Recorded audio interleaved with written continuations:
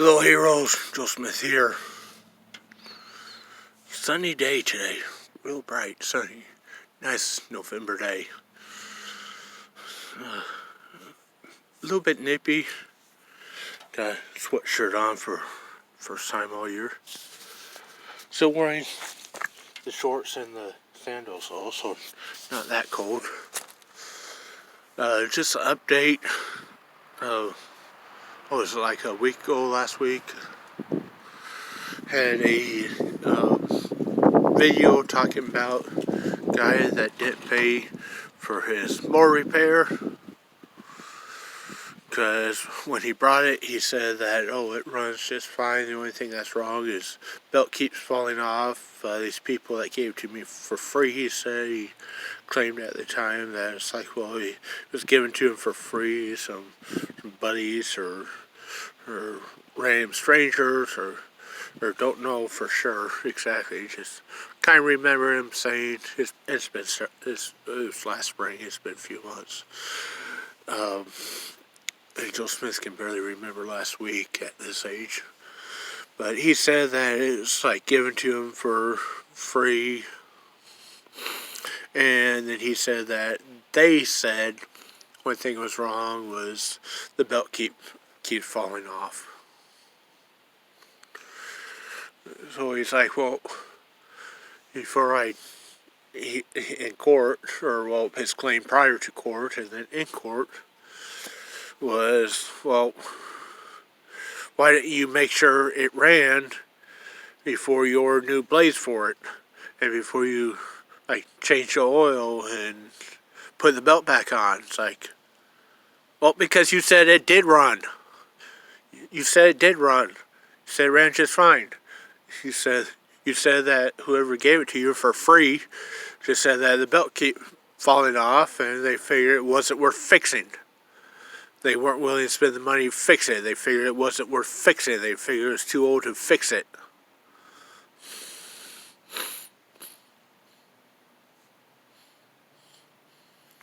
Even though after working on it, it became obvious that someone knew that, for whatever reason, I think maybe the crankcase vent filter was clogged, which located internally in the engine from not changing oil forever, so all like sludged and gunked up to where it's not letting air in and out to vent to operate the crankcase vacuum operated pulse style fuel pump that's common on lawnmowers to pump the fuel. And they had ripped half the fuel line off, whoever had it before him, or he did it, don't know, maybe he didn't. Put a bunch of epoxy or JP Weld where the fuel line went into the top of the gas tank, like they thought maybe it was sucking air and they're trying to seal it all up from sucking air, and thought maybe that might be the issue, and that wasn't it. So Joe Smith here thinks that whoever had it before him, or maybe it was him that done it, knew that it was having this problem, started taking the engine apart, realized that this filter was internally, and just abandoned it. And maybe after that they took the belt off by hand on purpose, just to claim that, well, maybe this is the only problem with it. Just so they could trick someone into hauling it off for free. So they don't have to pay the trash man to haul it off or something.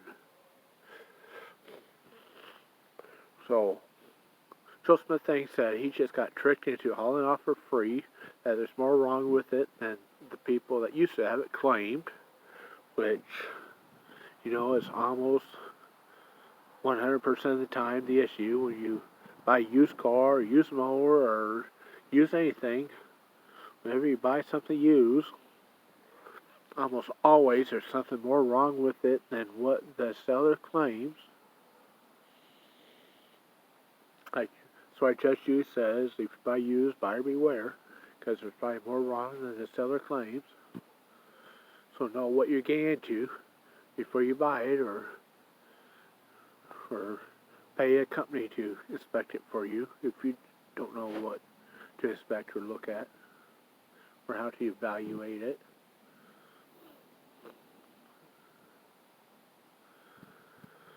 So you probably figure it's like, okay, this thing's probably like $2,000 new, and yeah, I looked it up. It's like $2,000 new, brand new, nice mower, like a Craftsman with was it 48 or 50 inch or 52 inch deck or something, like a big deck.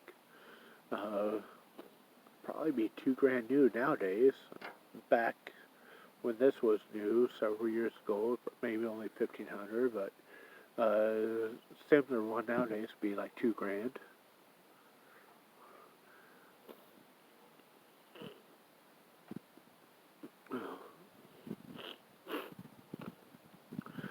The judge did find in favor of the plaintiff, Joe Smith here.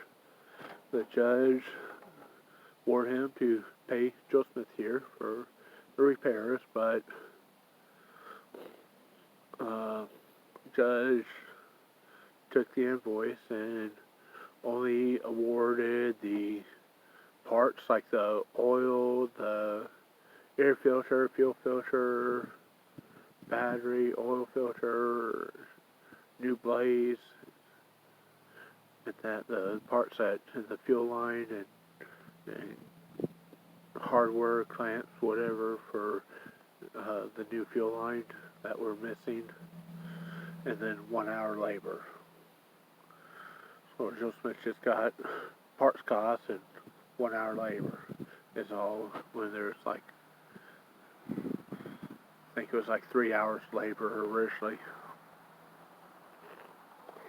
And then was asking for like a late fee and a storage fee or that on top of that, but and sales tax too. I think the judge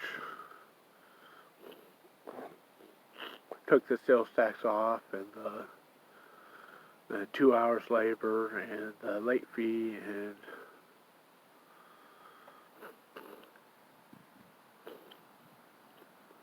and the storage fee for that. But then awarded the court cost, filing fee,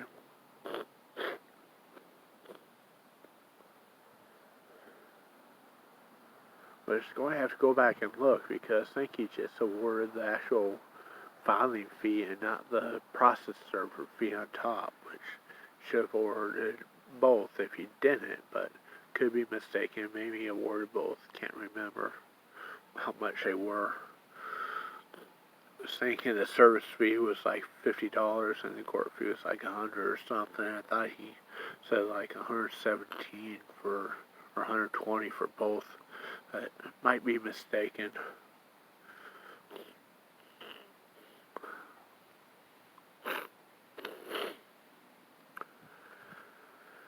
So anyways, this guy's got paid what was like $350, $370, something like that, somewhere between $350 and $400 to come get this mower. It doesn't run, and either needs the engine taken apart and internal work done to make it run, or it needs a new engine.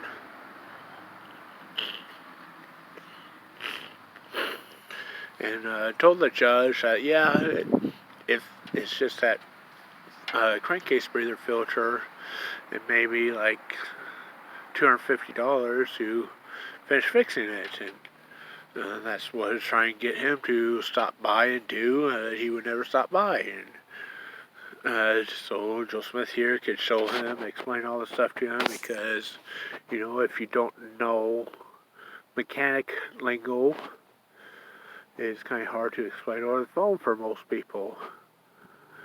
They don't, when you're saying on the phone, it's like, okay, well, you have pulse-style fuel pump. This is how it operates. When your pistons move up and down, it creates positive and negative air pressure, which then goes through this vent tube, through into this pulse-style fuel pump.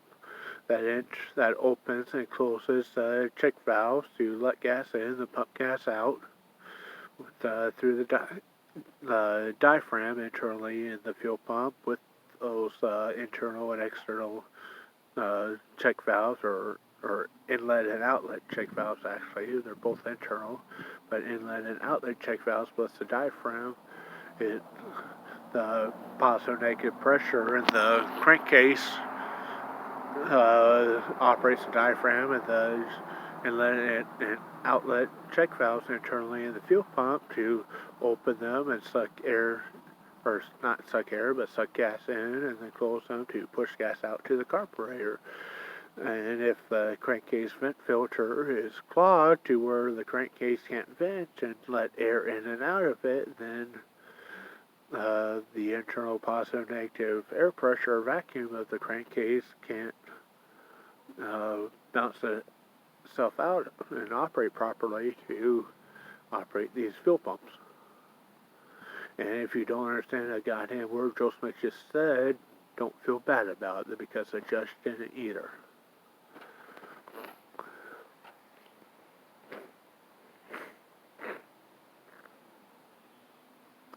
But that's about as simple as Joe Smith could put it.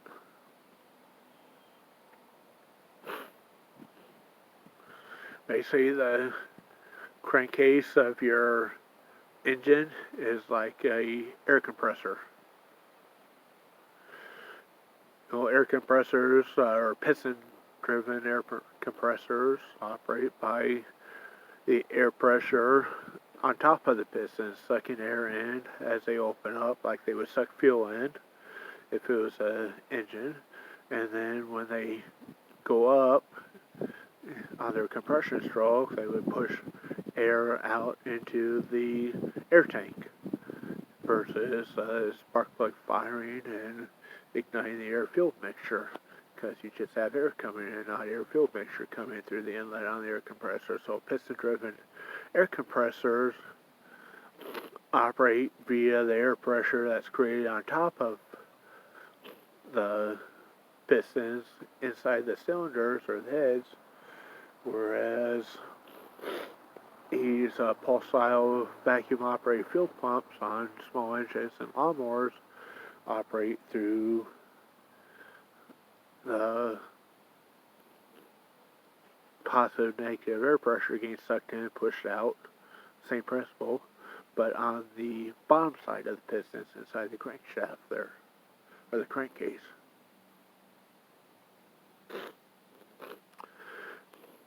Maybe you could go to Engineering Explains channel, and maybe he could draw something up on his whiteboard to explain this a little bit better than Joe Smith can. Joe Smith just kind of understands this in his head and knows how everything works and how to check stuff, but isn't the greatest at explaining it. And Joe Smith doesn't have a whiteboard to draw pictures on like Engineering Explain channel does.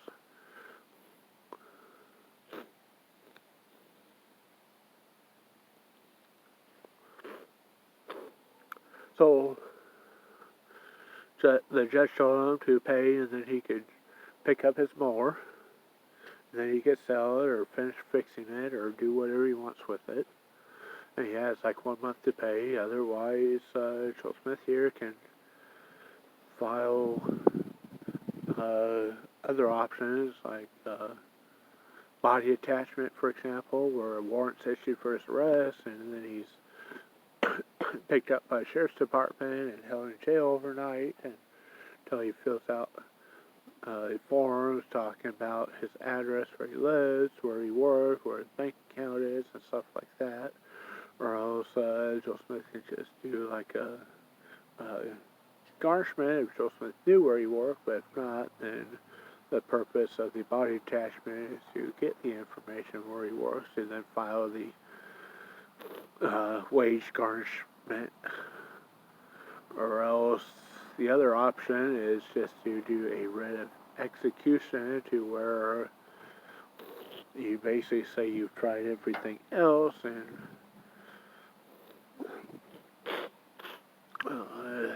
have no bank account or payroll wages to garnish,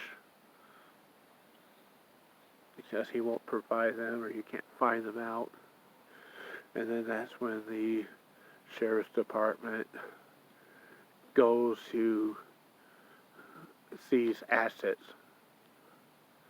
Basically, kind of goes with like what's similar to a search warrant, kind of, but they're not really there to search for evidence in a crime. They're there to search for assets that can be sold at a sheriff's office, or not office, auction, sheriff's auction.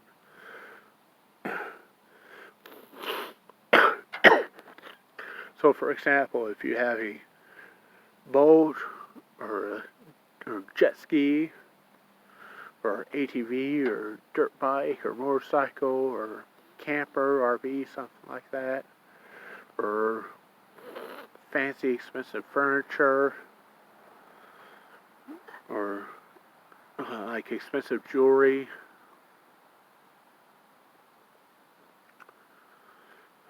coin collection, not sure what all is actually covered as being potential of being seized, but like your clothes, they can't like seize your clothes, they can't like seize the food in your refrigerator, they can't seize your dishes or your pots and pans or your toothpaste or toothbrush or stuff like that. Your basic like living necessities they can't seize, but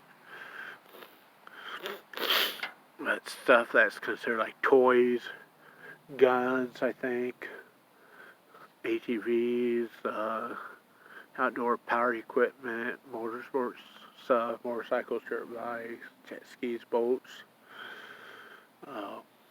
Depending on how many vehicles you own, you're allowed to have like, it's either one or two. You can either have, forget if it's one or two, you or your family can have without risk of seizure. But if you have three or more, or it might be two or more, but let's say it's like two you can have, and then you have like 3 cars or trucks. Well, the third one they can seize and sell sheriff's auction to pay the court judgment.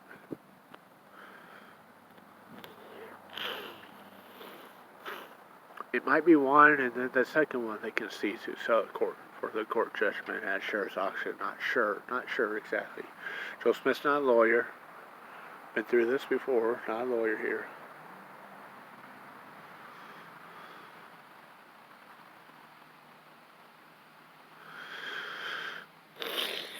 But just one another small claim adjustment against another guy a month ago, and he paid before the deadline was up. So only been a couple times before when I had to do these extra measures to get the judgment from people not paying. Joe Smith here. A couple of times I had to do a body attachment, had people put in jail or do a writ of execution, and this one guy, well, he had 2 jet skis and a boat in his backyard. And the sheriff's department showed up and said, well, we'll just go ahead and take your boat and your 2 jet skis to pay the $400 you owe. And actually, it was only about half that originally, but the rest was added on because of the filing fee, the process server fee, the body attachment fee, the rate of execution fee, and the interest or that. So he had to pay like double because he didn't pay sooner. And he didn't show up to court either. So got a default judgment on that guy.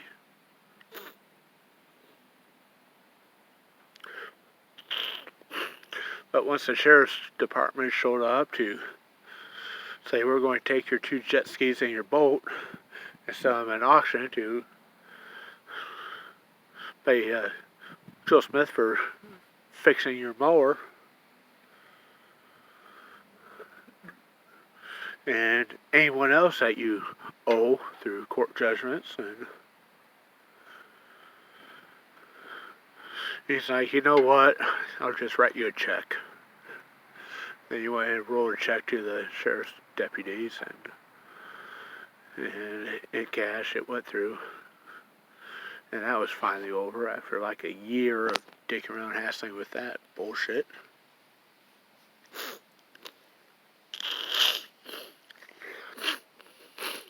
But he has spent a night in jail and go through twice the hassle and spend twice as much money as he would have just to pay it in the first place.